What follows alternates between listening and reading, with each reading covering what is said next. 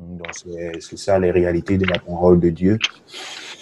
Et je me suis rendu compte également que nous, enfants de Dieu, nous devons travailler sur notre sensibilité par rapport à la présence de Dieu. À la présence de Dieu. Je pense que c'est notre sœur Michel qui a posé la question dernièrement, soit Michel, soit Claude. Je dois encore regarder dans mes documents pour me rassurer. Comment lutter contre le vagabondage dans une atmosphère de prière? Et j'ai répondu à ça par une courte vidéo que j'ai postée dans le groupe. J'espère que vous l'avez vue, sinon on pourra vous le reposter. Lorsque j'ai vu cette question... S'il vous plaît, repostez. Ouais. S'il vous plaît. Donc, lorsque j'ai vu lorsque j'ai reçu cette question, ça m'a rappelé vraiment beaucoup de choses. Je priais pour une maman. Nous sommes en 2020. On va dire aux environs de 2001 par là. Donc, elle avait vécu une situation assez difficile. Son mari était proviseur d'un lycée, je tais le nom, à Bafoussam. Et il était dans la Rose-Croix, il était dans des pratiques occultes de la tradition. Je ne sais pas pourquoi les gens mélangent toujours la Rose-Croix avec la tradition, mais la plupart des cas que j'ai déjà eu à traiter jusqu'à présent, il y a toujours eu un mélange entre les deux, c'est-à-dire ils ont une racine très forte dans la Rose-Croix, mais en même temps, ils ont des totems de chefferie et de notabilité. Donc c'est comme ça que il a vécu dans cet occultisme-là et c'est devenu une très forte persécution dans la maison. Il n'arrivait plus à s'en sortir, il n'arrivait plus à... la maman et les enfants n'arrivaient plus à se sentir vraiment à l'aise dans la maison. Et dans l'une de nos campagnes d'évangélisation, elle est venue, elle a donné sa vie au Seigneur. Et à partir de ce jour-là, la persécution est devenue physique. La persécution est devenue physique dans le sens où son mari a commencé à frapper sur elle comme si on tapait sur un serpent, c'est-à-dire avec des gourdins et avec toute la force et toute l'énergie. Elle a supporté cette persécution, elle a persévéré dans sa foi. Et comme dans ces pratiques occultes, c'est toujours déjà vivre heureux et mourir jeune, il s'en est allé. Il est décédé et elle est restée avec beaucoup de séquelles, des séquelles à la fois physiques mais aussi spirituelles, parce que avec toutes les liaisons et tous les accouplements de mari et femme et tout le reste, donc elle avait été influencée spirituellement par tout ce que son mari avait transporté avec elle. Elle était menacée par un esprit de divination et elle était volatile. Donc, c'était difficile pour elle-même de se concentrer, malgré que elle avait aussi une position assez avancée dans la société. Elle n'était pas des moindres. Pour être la femme d'un proviseur, il faut avoir au Cameroun particulièrement un intellect élevé. Donc, elle était aussi dans un rang quand même élevé. Donc, mais à travers tout cela, c'était des difficultés. Et là où je voulais en venir, c'est que elle n'arrivait pas à se concentrer dans la prière. À peine commencer à prier, elle pouvait penser à tout et à rien. Elle pouvait se balader même en pleine salle de l'église, comme si c'est une salle de promenade, pendant que les gens sont dans la prière, dans l'intercession. Elle veut bien prier, mais de temps en temps, il faut qu'elle s'occupe d'autre chose. Et c'est ce qui lui arrivait aussi chez elle à la maison, parce qu'à un moment, elle a commencé à pratiquer la prière personnelle à la maison. Et elle n'arrivait pas à prier plus de 10 minutes, plus de 15 minutes, parce que il fallait, pendant qu'elle est dans la prière, c'est tel sujet, c'est tel sujet, c'est tel sujet, et puis elle va se tourner, et puis les pensées baladent partout, elle va vouloir se concentrer, mais à la fin, elle ne va pas savoir, elle a prié pour quel sujet, elle n'a pas prié pour quel sujet. Et à un moment, la chose s'est accentuée au point où elle a commencé à prétendre recevoir des ordonnances qu'elle prétendait être des ordonnances de Dieu. C'est-à-dire, elle peut se lever là, et puis elle entend une voix, tu vas jeûner 3 jours. Et tu viens la voir, elle te dit qu'elle est dans un jeûne de 3 jours. 3 jours plus tard, elle a fini son jeûne. Et le 4e jour, elle a mangé. Et puis à 16 heures, elle entend une voix, tu vas jeûner 7 jours. Et puis elle te dit que demain, c'est 7 jours de jeûne. Et c'est comme ça qu'elle était malmenée à gauche, à droite, avec toutes ces choses et beaucoup de distractions dans son cœur. Donc quand j'ai lu cette question-là, ça m'a rappelé beaucoup de choses. Il fallait maintenant, dans plusieurs séances de prière, l'amener à pouvoir se concentrer pour pouvoir discerner quelle est la voix de Dieu et quelle est la voix du malin. Parce que, étant dans cette mouvance spirituelle, à un certain moment, elle a commencé à prétendre qu'elle était prophétesse. Donc, mais quand tu observes à distance, tu vois une forte confusion. Mais tu vois quelqu'un qui a la conviction qu'elle est prophétesse, mais toi tu regardes de l'extérieur, tu vois une forte confusion. C'est pas que dans les voix qu'elle entendait, il n'y avait pas des choses qui se réalisaient, il y en avait, mais c'était tout mélangé de confusion. Et la vérité, c'était tout simplement que le résultat, c'était de l'instabilité.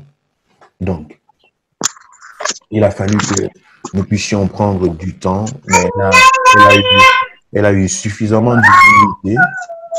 Elle a eu suffisamment d'humilité pour une femme de son âge, véritablement d'humilité pour pouvoir attendre patiemment. Parfois même, il a fallu des mesures de discipline dans l'Église. Il a fallu ci ou ça pour essayer de la recadrer à chaque fois. Mais le Seigneur l'a orientée et aujourd'hui, elle est complètement libre. Ça lui a valu quand même beaucoup de temps pour qu'elle y arrive. Mais aujourd'hui, elle est libre. Sandrine de Fulda, bienvenue. Tu m'écoutes cette fois-ci. ton sourire me prouve que tu m'écoutes parce que ce matin, tu en avais de la peine. Voilà. J'ai une question. Ça me fait penser au passage de la dame qui prophétisait derrière Paul et Barnabas. Et que donc Paul a dit enlever l'esprit de Python. Comment est-ce qu'on peut faire la différence quand effectivement, si on a l'esprit de Python ou bien on écoute la voix de Dieu? Comment est-ce qu'on peut faire cette différence? Parce que même Paul au départ ne savait pas trop il était gêné dans son esprit, dit la parole, mais il n'a pas discerné. C'est quelques jours après qu'il a réalisé que c'est pas forcément l'esprit de Dieu. Mais nous, maintenant, comment est-ce qu'on peut faire la différence? C'est exactement là où je voulais en venir. C'est quelque chose qui demande du temps. Tu vois ça? C'est quelque chose qui demande du temps. Je vais faire une parenthèse. C'est exactement pour ça que je ne veux pas dire que je n'aime pas, mais je me méfie des prophéties qui donnent des titres à quelqu'un, qui donnent un ministère à quelqu'un. Que quelqu'un arrive un jour pour la première fois dans ton église et te pointe que non, toi là tu es pasteur, toi tu es prophète, toi tu es ceci. Je trouve ça trop bizarre.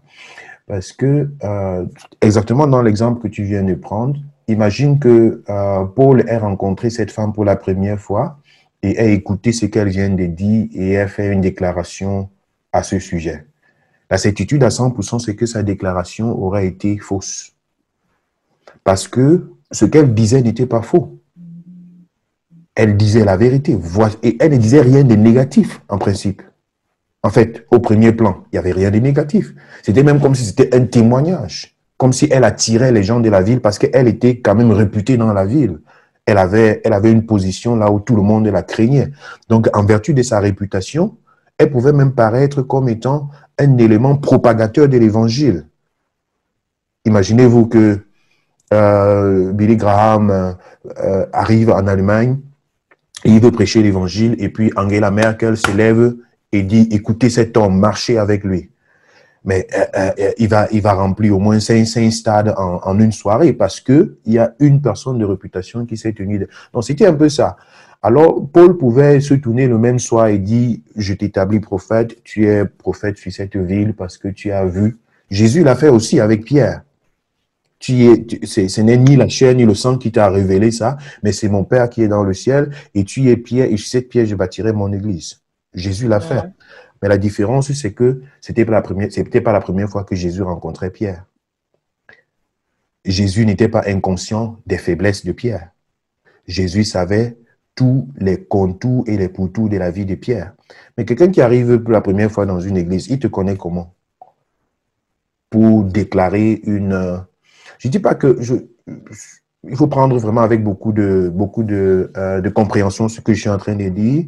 C'est pas pour dire que quelqu'un ne peut pas avoir une révélation sur ce que tu deviendras ou bien ce que Dieu a prévu pour toi. Mais qui t'a dit, OK, à partir d'aujourd'hui, c'est ce que tu es, ça crée parfois une rébellion dans le cœur. Pour revenir un peu au niveau de ta question, je veux par là dire qu'il faut du temps, il faut un processus pour pouvoir discerner certaines choses. L'esprit de Python, l'esprit de divination, on a besoin du temps. C'est pourquoi, quand je rencontre quelqu'un que je soumets à la délivrance, et dans lequel je vois un peu cette tendance de la révélation là, ce que je conseille généralement, je me refuse de donner un jugement personnel. Je conseille à la personne de prendre un cahier et de commencer à écrire dans ce cahier au moins sur un espace de 3 mois. Tu écris les révélations que tu reçois. Au moins sur 3 mois, tu écris chaque fois les révélations que tu reçois. Tu n'en parles à personne. Tu les écris et toi-même tu les observes. Si tu as un leader spirituel, si tu as quelqu'un qui te suit dans la foi, qui t'encadre dans la délivrance, tu dis, OK, voici, aide-moi à interpréter ceci. Ou bien au fur et à mesure que tu es en train d'écrire, tu peux de temps en temps recevoir des feedbacks. Et ce qu'il faut savoir déjà, c'est que la révélation n'est pas... La révélation n'est nullement imprégnée de ta propre personne ou bien de ta propre réputation.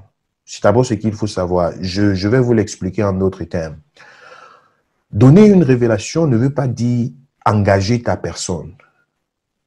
Beaucoup de personnes tombent dans ce piège-là. Quand ils donnent une révélation, c'est comme si vous devez accepter cette révélation, sinon vous m'avez rejeté moi. C'est là où les choses sont fausses. Or, la Bible dit, nous devons éprouver les esprits.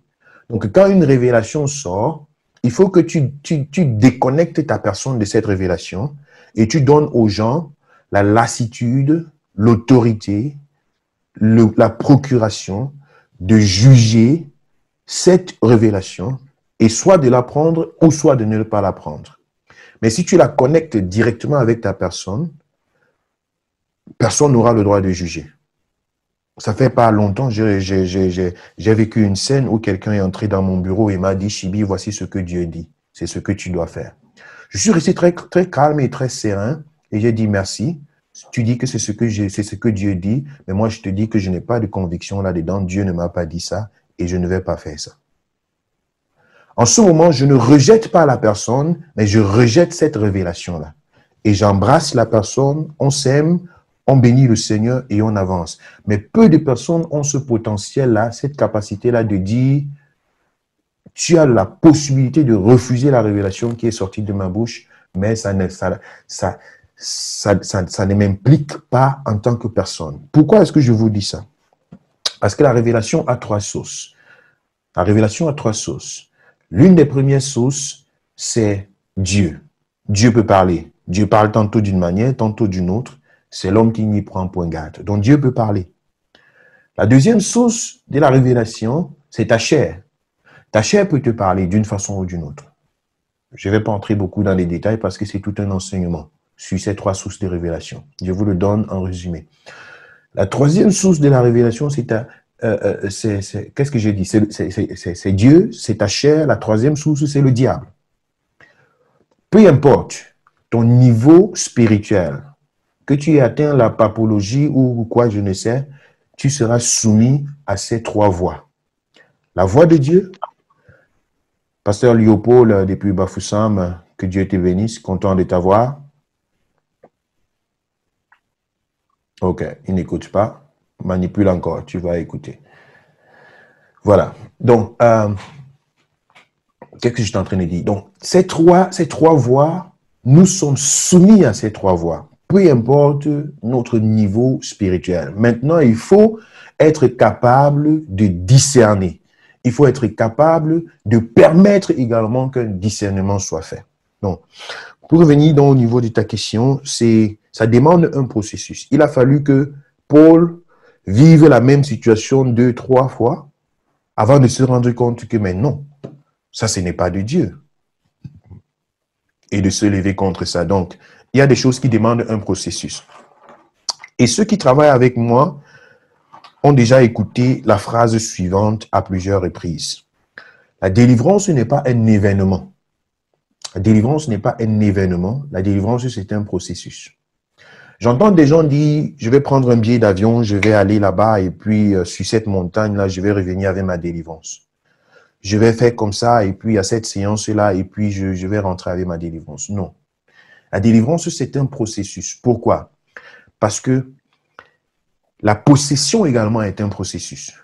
Il y a eu une porte d'entrée, il y a eu une intrusion, il y a eu un établissement de cette intrusion, il y a eu une procédure de destruction. Et maintenant, il faut un processus de confession, de prise d'autorité, de relâchement et également de remplacement de ce vide qui a été créé, remplacement par la présence de Dieu. Je pense que je vous l'ai dit dans les séances précédentes en m'appuyant sur le parcours que j'ai derrière moi et les quelques petites expériences que j'ai rassemblées jusqu'ici. En vous faisant comprendre que beaucoup de gens se sont aventurés à dire « je m'en vais là-bas chercher ma délivrance » comme si c'était chez un marabout qui va prendre et puis il va disparaître et rentrer dans des choses anciennes, dans des choses qui ne glorifient pas le nom de Dieu, dans des choses qui peut-être n'ont rien à voir avec la source même de la délivrance. Donc, ce n'est pas le spectacle qui compte le plus au niveau de la délivrance, mais c'est les résultats et la suite. La suite. De quoi s'agit-il? Où allons-nous? Qu'est-ce qui était avant? Qu'est-ce qui s'est passé? Et qu'est-ce qui doit être? Je n'ai pas d'hésitation à prier pendant des années et des années pour une délivrance. Je n'ai aucune hésitation à ça. Savez-vous pourquoi? Parce qu'il ne s'agit pas seulement de faire du tapage, mais il s'agit d'atteindre le contraire de ce qui est là maintenant. Je répète, il ne s'agit pas de faire du tapage, mais il s'agit d'atteindre le contraire de ce qui est là maintenant. Il faut qu'il y ait un changement et que ce changement-là soit palpable. Donc, si un démon était la cause d'une maladie dans la vie de quelqu'un et qu'on dit que la délivrance a été produite, il faut que la guérison soit vue. C'est clair. Si un démon était la cause du fait que quelqu'un est muet, il faut que lorsqu'on parle de délivrance, que la capacité de parler soit revenue. Il faut que si un démon avait frappé quelqu'un de célibat, il faut qu'après la délivrance, que la bénédiction matrimoniale soit non seulement saisie, mais qu'elle soit vécue, qu'elle soit palpée. C'est ça que j'appelle délivrance. C'est ce processus-là. Et c'est pour ça que je vous dis, ce n'est pas un événement, c'est un processus. C'est quelque chose qui doit se vivre, c'est quelque chose qui doit s'expérimenter.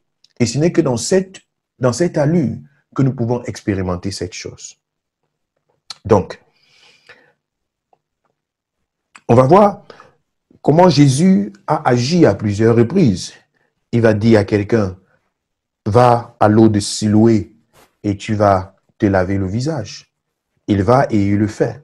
À un autre, il va prendre de la boue pour mélanger à sa salive et puis mettre et lui poser la question. Est-ce que tu vois? Qu'est-ce que tu vois? C'est Jésus, le maître suprême, qui pose la question pour dire, qu'est-ce que tu vois? À quel niveau est-ce que ta délivrance est arrivée?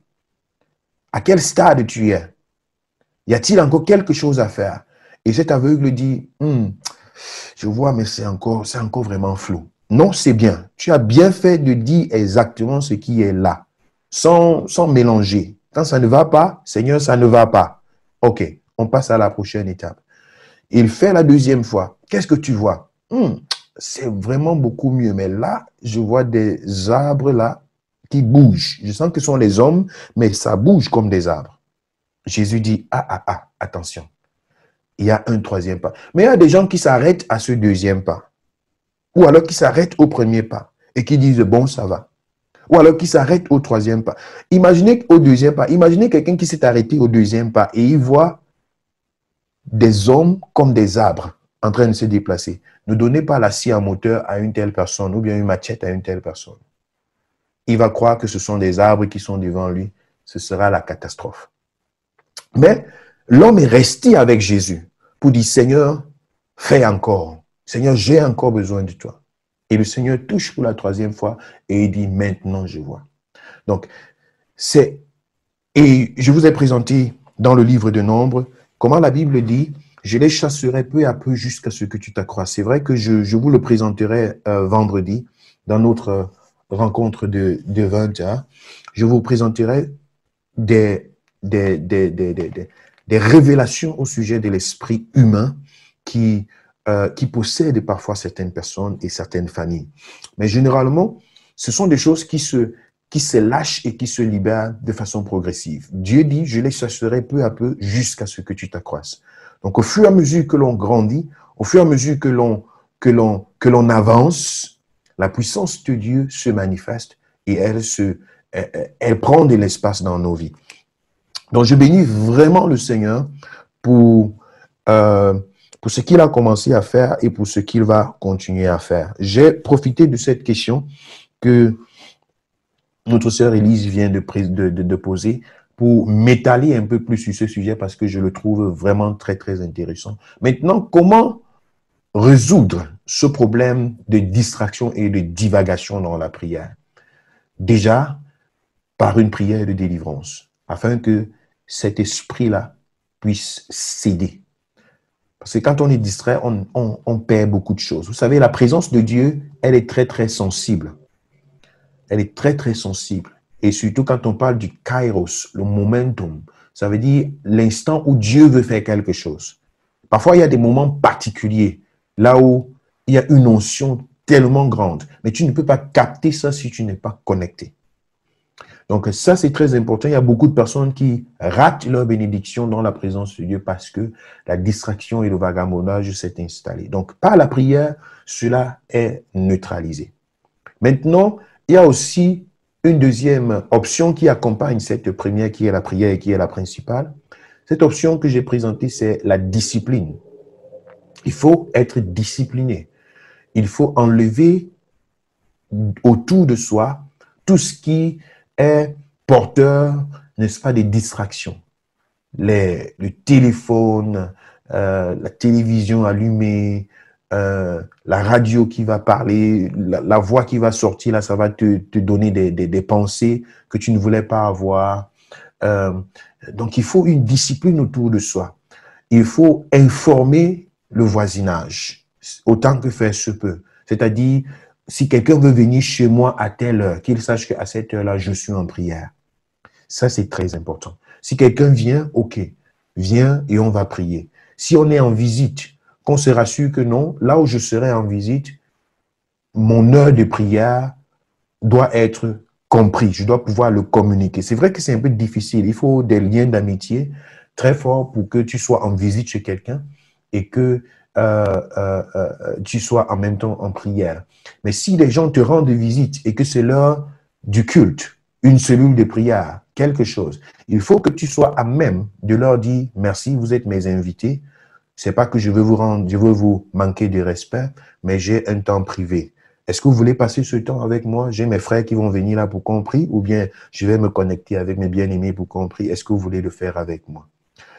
Dès que tu fais cette proposition, c'est à eux maintenant de dire, ok, non, on ne veut pas, fais-le toi seul. Mais en ce moment, ils vont te respecter ta privacité pendant que tu seras dans ton dans ton moment de prière. Ou alors, ils vont tous s'associer à toi et tu auras fait l'œuvre d'un évangéliste. Donc ça, ce sont un peu quelques astuces qui permettent de se préparer et d'éviter ce vagabondage-là. Le troisième astuce, c'est effectivement, c'est quelque chose de nouveau. Les cultes en ligne, ce sont des choses qui sont nouvelles. Les cultes en ligne et surtout des cultes comme ce que nous sommes en train de passer en ce moment, des cultes de puissance, de manifestation de la puissance de Dieu. C'est pas des choses qu'on écoute juste en passant. Tu vois? Donc, ce sont des choses là où il faut se mettre en condition. Il faut se préparer à cela. Il faut arranger l'atmosphère. Il faut s'y mettre. Ce sont des choses qui sont nouvelles. Et ça demande également une forte discipline et une forte organisation. Tout ça pour lutter contre cet esprit de vagabondage.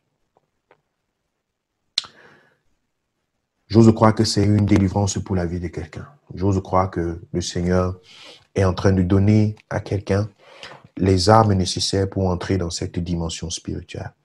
Je voudrais en principe partager avec vous ce soir. Quelqu'un a parlé? Oui, je voulais demander par rapport au culte en ligne, par rapport à la troisième astuce, non? Par rapport au culte en ligne, en fait, les cultes en ligne, c'est l'astuce, la troisième astuce, ou se préparer au culte en ligne?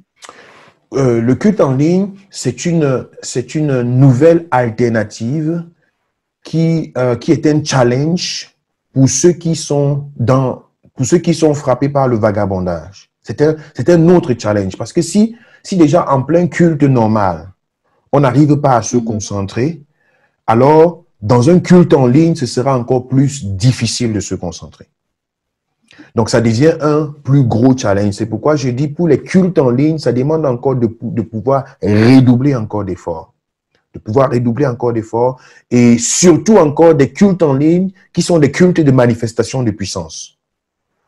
Ça encore, parce qu'il y a d'autres cultes que les gens vont mettre là et puis elle à la cuisine en train de faire ci, en train de faire ça et puis elle met même le haut-parleur, ça sonne dans toute la maison et puis on va dire Amen de temps à autre et puis on fait autre chose. Mais quand c'est un culte là où tu sens que je vais être d'abaye, je veux être live, je veux recevoir. Tu vois, ça demande une préparation, ça demande une mise en condition, ainsi de suite. Et c'est pourquoi c'est une exigence un peu plus grande. Tu vois? Et déjà, il y a des cultes comme ceux-ci qui sont encore interactifs. Imaginez-vous que nous sommes en train de faire un culte comme celui-ci et quelqu'un est là, il a mis sa caméra et puis il a la cuisine en même temps en train de cuire les œufs pendant que nous sommes en train de faire un culte de puissance. Donc on va commencer à chasser les esprits des œufs frits ici, là. Voilà. Donc, ça demande un peu plus de concentration, ça demande un peu plus de discipline. Amen. Gloire à Dieu. Donc, je vais essayer d'avancer et puis d'entrer dans une partie du sujet de ce jour. Nous parlons, par la grâce de Dieu, depuis lundi dernier, où nous avons engagé 7 jours de jeûne et de prière. Je bénis le Seigneur pour tous ceux-là qui ont pris le train depuis lundi et pour tous ceux qui ont pris le train en marche. Que le Seigneur vous bénisse, que la grâce de Dieu se répande davantage sur vos vies.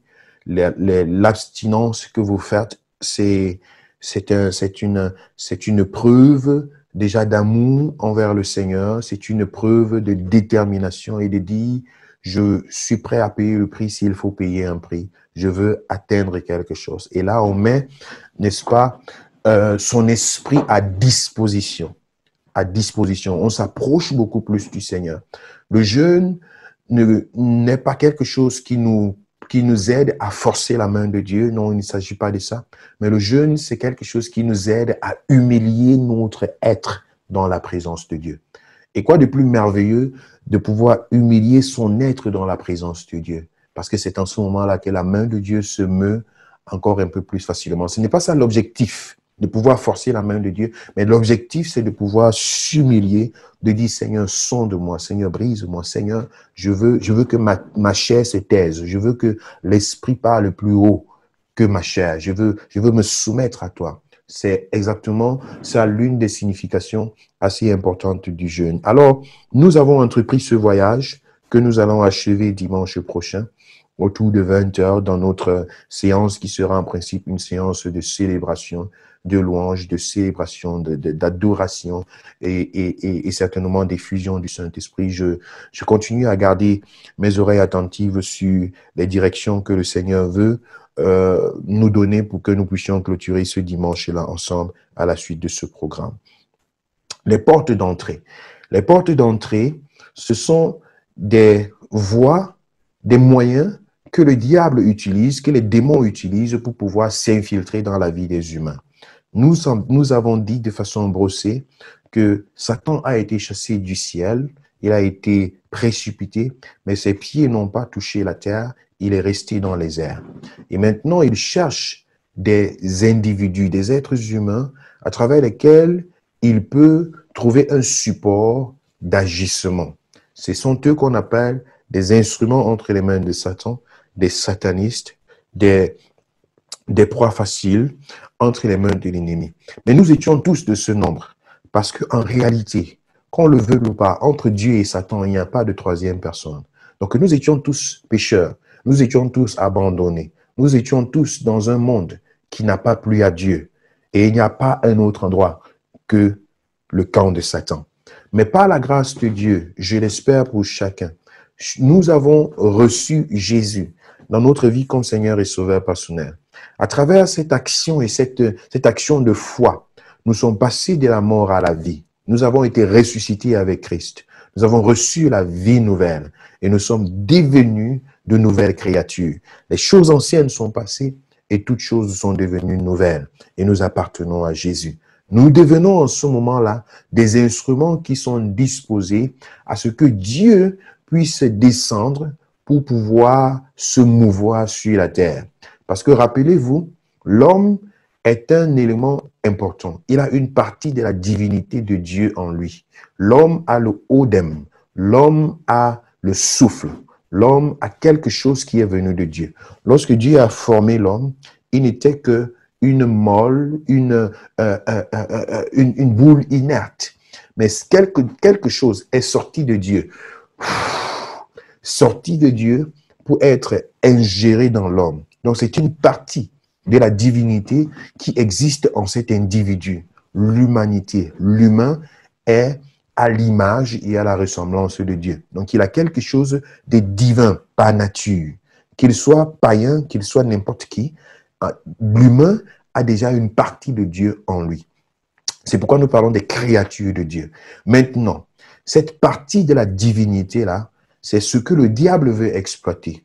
Il sait qu'il ne peut pas dominer sur la terre s'il ne passe pas par l'homme. Donc, il cherche des humains pour pouvoir en faire des instruments et avoir un passeport, une procuration pour multiplier ses destructions sur la terre.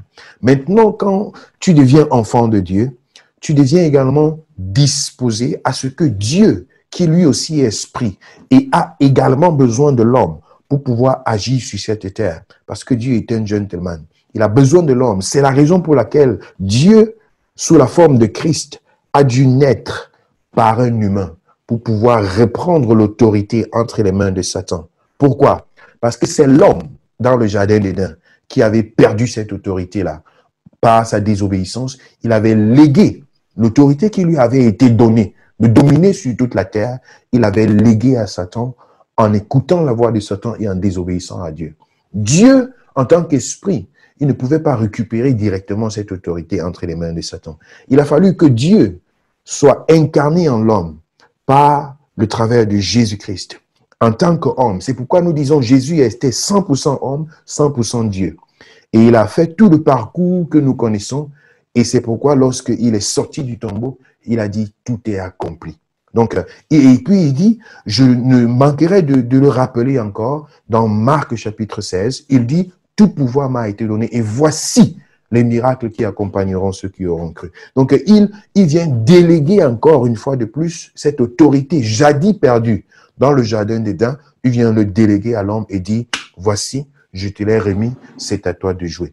Donc, l'homme est également ce canal-là dont Dieu a besoin pour pouvoir se mouvoir sur cette terre.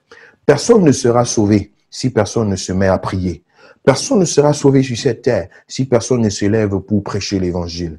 Personne ne sera sauvé, même lorsque un ange apparaît pour parler à quelqu'un quelque part. C'est parce que quelqu'un était en train de prier pour le salut de ce quelqu'un.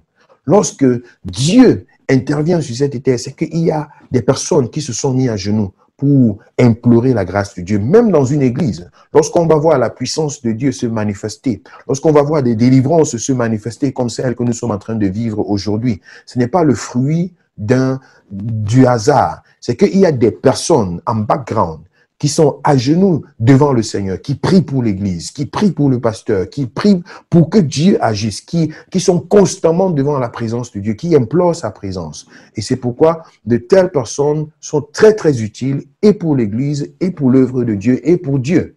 Ça, c'est très important. Donc, Dieu a besoin des personnes qui vont être disposées pour pouvoir être des canaux par lesquels il peut se servir pour manifester sa gloire. Il a également besoin des portes. Il a besoin que nous puissions lui ouvrir la porte. Vous vous êtes rendu compte que Jésus ne force personne.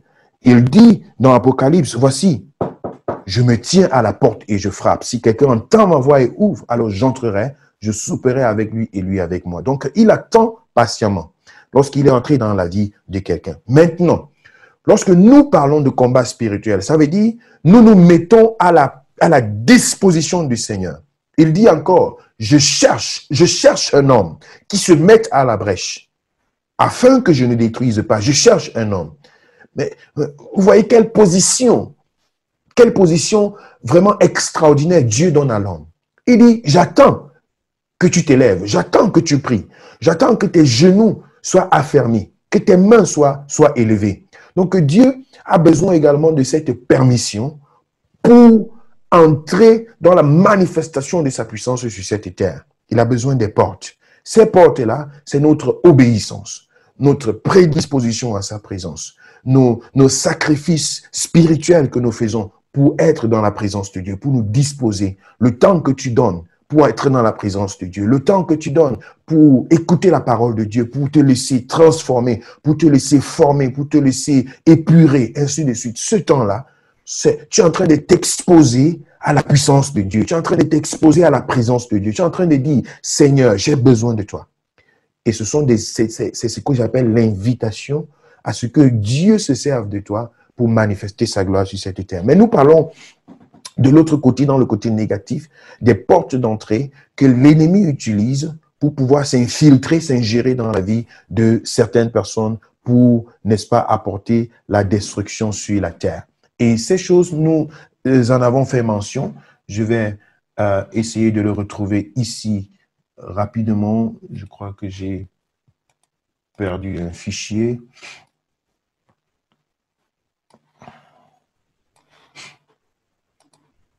Donnez-moi une minute.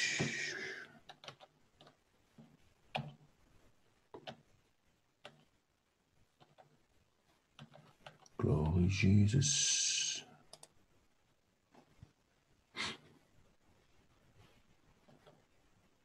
Livre. Je l'ai trouvé. Donc là, nous sommes en train de parler des portes qui sont, n'est-ce pas, que l'ennemi utilise pour pouvoir s'ingérer et s'infiltrer dans la vie de plusieurs personnes. Nous avons parlé pendant la semaine des choses héréditaires et aussi des choses personnelles qui peuvent être, n'est-ce pas, des instruments que le diable utilise pour pouvoir s'ingérer dans la vie des uns et des autres. Aujourd'hui, je voudrais vous parler du rejet,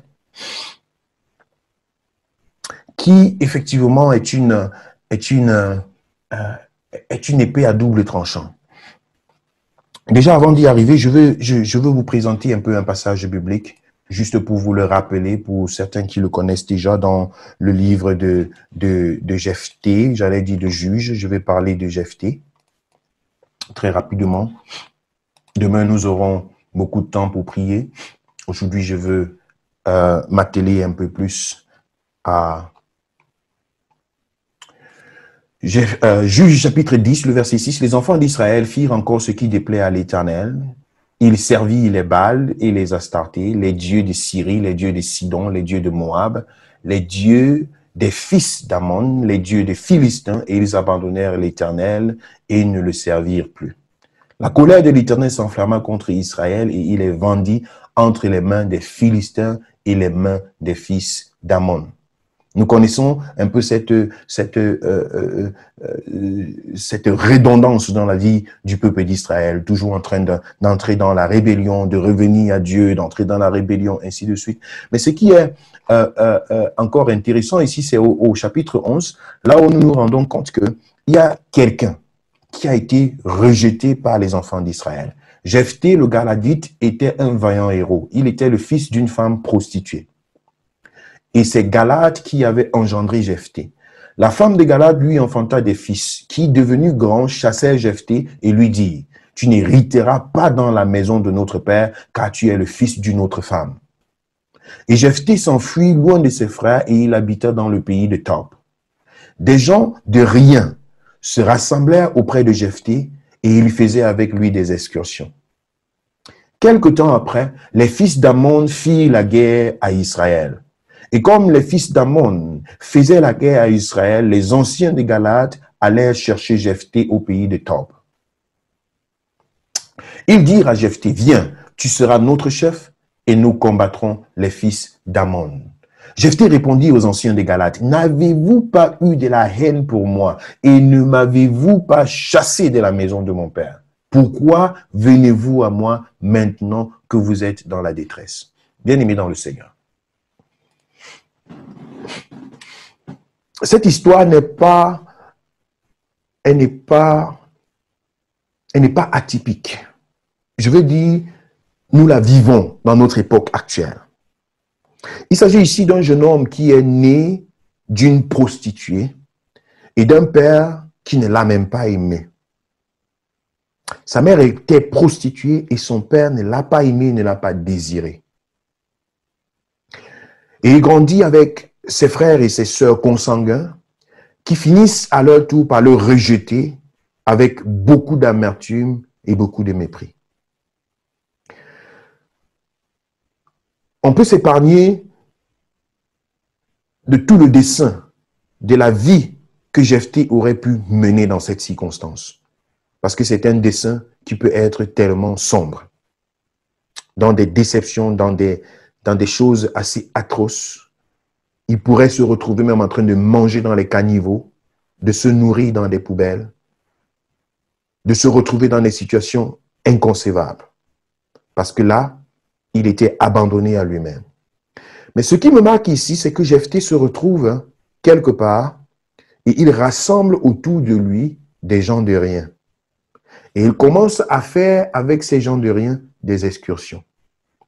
Ici, on voit que Jephthé, malgré sa position de victime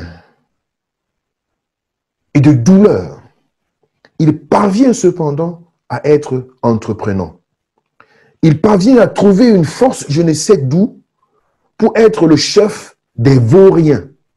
Il est un vaurien à cause du cachet qui lui a été donné, mais dans sa position de rejet, il devient le chef des vauriens, selon cette expression biblique. Il a rassemblé autour de lui des gens de rien. Ça, c'est la deuxième personne dont la Bible fait mention. La première personne, c'était David. Lorsque David a fui, il s'est retrouvé quelque part avec 400 personnes qui étaient des vauriens. Et la Bible nous fait voir que c'est exactement avec ces personnes-là que David aussi a bâti une armée. Mais ici, Jephthé en a fait de même. Ce n'est pas chose facile, bien-aimé dans le Seigneur, de traverser le rejet et de se retrouver dans une position de leader. Il faut une force mentale, il faut une force spirituelle, il faut une détermination assez forte, il faut une délivrance d'une position de victime. J'étudiais à Hambourg, il y a de cela quelques années, et dans ma cité d'étudiants, j'avais un voisin, juste mon voisin d'à côté. Nous étions environ, je crois, 4 ou 5 chambres. Mon voisin, il avait une histoire assez triste. Il avait été méconnu de son père. Du moins, il a perdu son père très tôt. Après que son père l'ait méconnu, son père est décédé. Et sa mère ne l'a pas aimé. Il était comme la risée de la famille, tellement détesté qu'il était obligé, je parle de l'Allemagne, il était obligé de vivre de façon volatile à gauche et à droite. Il n'avait aucun membre de sa famille. Parce que son père était d'une, je crois, quelque part, soit le Pérou ou bien quelque chose vraiment très loin de l'Allemagne, et sa mère était allemande. Donc, du coup, il s'est retrouvé là comme étant un enfant étranger dans une terre étrangère. Son père, qui aurait dû l'accepter, ne l'a pas accepté et est décédé par la suite. Et sa mère, qui aurait pu le récupérer, il n'a rien demandé pour venir sur cette terre, l'a détesté au point de ne pas vouloir être avec lui. Et c'est comme ça qu'il a grandi à se battre de toutes les façons jusqu'à arriver à l'université. Et puis, il était mon collègue, j'allais dire mon co-chambrier dans la chambre d'à côté. Il était donc récoquillé sur lui-même, fermé sur lui-même. Aucun contact, aucune relation. La seule personne avec qui il voulait avoir affaire, c'était moi, pour une raison ou pour une autre. Mais sinon, personne n'avait contact à lui, personne n'avait accès à lui. Il était récoquillé sur lui-même, fermé. Il vivait dans les blessures de son passé. Il n'avait confiance en personne. Et j'ai entretenu quelques relations d'amitié avec lui, partagé la parole avec lui, bien qu'il avait ses philosophies à lui et qu'il ne se laissait pas pénétrer par la parole de Dieu. Mais il gardait un lien d'amitié. Et c'était salvateur pour lui. Cette amitié était tellement forte qu'il m'a remis ses cartes bancaires, ses cartes de crédit, et il disait, Chibi, je suis indiscipliné, si je laisse ça chez toi, je suis sûr que c'est en bon état. Si fort était notre amitié. Il a été taxé de tout et de rien, d'homosexuel et de quoi que ce soit. Les gens le regardaient de l'extérieur et constataient qu'il était différent, qu'il était renfermé sur lui, qu'il n'avait un Allemand qui est païen, il devrait normalement avoir une copine dehors ou bien ci ou ça, mais il était renfermé sur lui-même. Et pendant que je causais avec lui, j'ai réussi par la grâce de Dieu, à le ramener un peu dans son passé, afin qu'il puisse donner encore une chance à sa propre vie et à sa mère, qui vivait encore, et je pense qu'elle vit encore, je le souhaite. Il est rentré chez sa mère à la suite de ces moments de partage. Mais j'ai été choqué de le voir choqué. Parce que lorsqu'il y est arrivé, il a trouvé un amant de sa mère dans la maison. Il a accepté de vivre avec eux pendant un moment. Mais pendant qu'il était avec eux, il s'est rendu compte que sa maman avait encore plusieurs autres amants dehors qu'elle entretenait au même moment. Et même celui qui était à la maison le rejetait lui aussi. Alors lorsqu'il est revenu, il était plus que choqué qu'avant. Et moi également abattu par cette circonstance. De voir dans quelle méchanceté les humains peuvent se mettre et ignorer et maltraiter le fruit de leurs propres entrailles. Alors j'ai commencé à prier et je ne pouvais rien faire d'autre que de le consoler dans la présence de Dieu, aussi longtemps qu'il se laissait consoler par la parole de Dieu, parce que fermé dans son monde, c'était difficile parfois de parler de la Bible avec lui. Il fallait utiliser des expressions qu'il peut comprendre.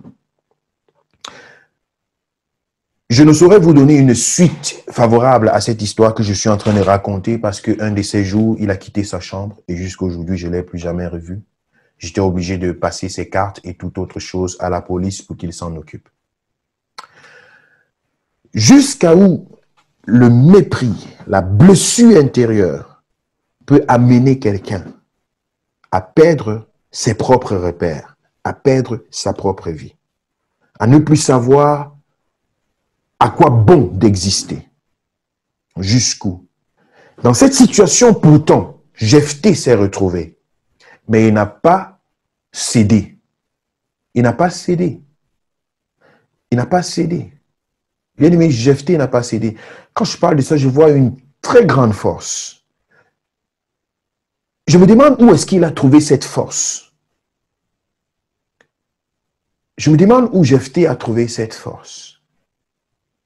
Il y en a qui ont traversé des situations assez déplorables, mais qui n'arrivent plus à se relever de cette situation. La plupart des personnes qui sont des prostituées là dehors, ce sont des personnes qui ont vécu des choses. Je ne dis pas que tous, il y en a qui le font volontairement, mais la plupart, il y en a qui ont vécu des atrocités dans leur passé. Des abus, des dépravations, des incestes incomptables, des choses assez atroces et qui finissent par se dire, à quoi bon? Mais je bénis le Seigneur quand je pense à Jephthé. Et je prie que tu sois un Jephthé bien-aimé dans le Seigneur. Je prie que Dieu t'accorde cette force qui a accompagné Jephthé. Qu'il t'accorde cette force. Que tu ne restes pas dans cette position de victime. Non, ce n'est pas ta position. Dieu veut faire de toi un leader. Même si c'est avec des gens de rien. Je dis même si c'est avec des gens de rien. Ils ont mis le cachet sur toi que tu n'es rien. Mais Dieu fait de toi un chef des gens de rien. Et ce qui m'émerveille dans cette histoire de Jephthé, c'est que le peuple d'Israël s'est retrouvé dans l'oppression. Ils étaient prêts, même pas qu'ils étaient prêts, ils étaient au bord de tout perdre, toute leur existence. De perdre tout. Et même de se faire prisonnier. Ils étaient Galates et Amnon. Ils étaient à la porte pour combattre Israël et ils n'avaient aucune chance. Ils se sont souvenus. Ils ont eu seulement des échos. Il y a certains vauriens qui font souvent des excursions quelque part. Les excursions, si on rentre dans l'époque de ce texte, c'était des choses comme des entraînements de soldats. Parce qu'il fallait traverser les frontières, il fallait traverser les montagnes, il fallait faire un peu comme les scouts le font aujourd'hui de façon organisée. Ils ont de l'habileté. Ils se concentrent là-dessus. Ils disent, ça c'est ma partie. Vous voyez quelqu'un qui fait la boxe comme thérapie. C'est-à-dire, il a tellement eu de traumatisme dans sa vie, on veut lui faire une thérapie, on lui met un sac de boxe. On dit, mon ami, boxe. La force qui va sortir sur ce sac-là, tu vas te demander, mais il sort cette force d'où? Donc, ces gens qui étaient dans leur excursion, c'était ça la valeur de leur vie. Ils le faisaient comme il n'y a rien d'autre que ça. C'est ce que nous voulons faire, c'est ce que nous savons faire. Ils avaient déposé toute leur énergie dedans. Et ils sont devenus des experts dans cette chose.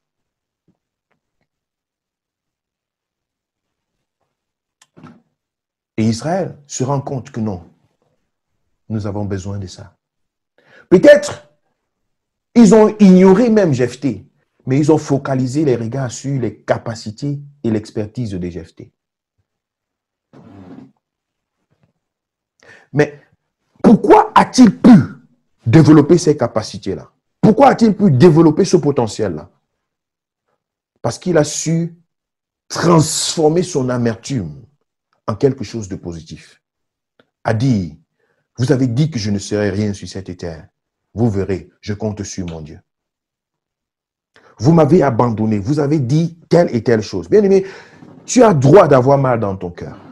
Mais que ce mal que tu as dans ton cœur ne se tourne pas en méchanceté envers ces hommes, mais soit converti en élan de force pour que la différence soit créée, pour que ta vie soit différente. Et de refuser que cette victimisation ne soit plutôt l'objet de l'esclavagisme dans ta vie. Parce qu'il y en a qui finissent par être esclaves de leur bourreau. Même pas de leur bourreau, de l'acte dont ils ont été victimes. De transporter ça des années durant. Et cela constitue une porte d'entrée extrêmement forte. Parce que ça hypothèque toute une destinée. Ça hypothèque toute une vie. Les paroles qui ont été prononcées, chacun te verse ses saletés, chacun te verse ses ordures. Tu ne seras rien. Tu n'appartiens pas à cette famille. Tu ne vas pas avancer. Ta tête ne nous plaît pas. On ne te veut pas dans cette famille. Tu es venu pour détruire notre frère. Tu es venu pour détruire notre femme. Non, on ne te veut pas. Tu as fait ceci. Tu es un sorcier. Tu as tué notre frère. Tu as fait ceci. Ils vont verser toutes les ordures sur toi. Mais la Bible dit, ce n'est pas ce qui entre en l'homme qui le souille, mais c'est ce qui en ressort. C'est ce qui en ressort. C'est ce qui en ressort. Ça peut entrer, mais il faut qu'en toi, la puissance de Dieu soit disponible pour transformer tous ces dépôts malsains-là et que ce qui en ressorte soit des boules d'amour, des boules de gloire, des boules d'expertise que Dieu a déposées en toi parce que Dieu a déposé des capacités extrêmes en toi. Quand vous lisez la suite de ce passage, vous vous rendez compte que Jephthé a mis ses conditions. Il a levé les enchères. Il a dit, mes amis, c'est le temps pour vous de venir vers moi. Je n'ai rien contre vous. Mais qu'est-ce que vous me proposez? Ils ont dit, oui, on connaît, tu vas être notre chef, notre roi. Si tu remportes la victoire contre les fils d'Ammon. Jephthé a dit, ah bon, ok, on va chercher des témoins. Ils se sont arrangés que le contrat soit fait. Et dès que la chose a été scellée, Jephthé a dit à son équipe, les gars, les vauriens là, venez. Moi, je suis votre chef. Vauriens, venez. On va leur montrer maintenant que nous sommes vraiment des vauriens. Et ils sont partis à la bataille. Ils ont remporté la victoire. Quand ils sont revenus, Jephthé est devenu le chef de tout Israël. Je dis le chef de rejeter, d'abandonner, de négliger, de mépriser à chef. Oh my God. Que la grâce de l'Éternel se dépose sur la vie de quelqu'un ce soir. Que la puissance de Dieu se dépose sur toi. Que tu sois non seulement guéri des blessures antérieures, que ces portes-là ne soient pas des portes par lesquelles le diable va s'infiltrer pour hypothéquer ton avenir et ta destinée, mais plutôt que la grâce de mon Dieu se dépose sur ta vie et que tu sois une bénédiction pour tes ennemis, que tu sois une bénédiction pour ceux qui te poursuivent, que tu sois une bénédiction pour ceux qui parlent mal de toi, que tu sois une bénédiction pour ceux-là qui souhaitent ta mort, pour ceux-là qui te taxent de vaurien. Qu'un jour, tu sois cette personne-là qui leur ouvre la porte des grands et qui leur donne accès aux choses qu'ils ont cherchées et qu'ils ont désirées pendant longtemps, au prix de leur vie. Bien-aimés dans le Seigneur, que cette porte de la victimisation soit fermée au nom de Jésus. Peu importe le degré de mépris, de refus, de rejet que tu as vécu. Peut-être qu'il n'est pas à la hauteur de celui de Jephthé, ou alors qu'il est même plus grave que celui de Jephthé, mais je veux te dire, il y a une solution. Cette solution se cache en Dieu. Cette solution, c'est en Jésus. Et nous avons parlé, je crois hier ou avant-hier, de la puissance du pardon. C'est la puissance qui libère. C'est elle qui libère. J'ai la ferme conviction que Jephthé avait pardonné à ces gens. Il avait pardonné à ces gens. Parce que quand tu ne pardonnes pas, tu perds le sommeil. Quand tu ne pardonnes pas, ton cœur bat comme ça. Tu vas voir la personne là que tu ne veux pas voir. Dès que tu vas la voir à distance, tu vas changer le côté de la route. Parce que ton cœur va commencer à faire comme ça. Et c'est ta vie que tu mettrais en danger. Plus ton cœur bat vite, plus comment on appelle ça? Ton expérience de vie est réduite. Vous savez pourquoi les grenouilles ne vivent pas longtemps? La grenouille ne vit pas longtemps parce que son cœur bat extrêmement vite. Donc la puissance du pardon C'est elle qui libère, c'est elle qui affranchit. Et c'est ma prière ce soir, bien-aimé dans le Seigneur, que personne ne garde de rancune dans son cœur, que personne n'offre l'occasion à l'ennemi d'avoir un passeport, un visa pour te visiter. Pas à cause de ce mépris, pas à cause de ce rejet, pas à cause. Et ça se produit non seulement dans nos familles, mais également dans nos églises. Combien de fois nous blessons-nous les uns les autres? Combien de fois les églises se détruisent aujourd'hui parce que tel a mal parlé de tel, parce que tel a mal regardé tel, parce que si je vais là-bas, on va mal me considérer. Combien de fois? Bien-aimés dans le Seigneur, que cette liberté soit communiquée à chacun d'entre nous. Que chacun soit capable d'être au-dessus de ce mépris, afin que cette porte-là ne reste pas ouverte, qu'elle soit fermée et que la destinée de chacun puisse être remplie de lumière et de grâce.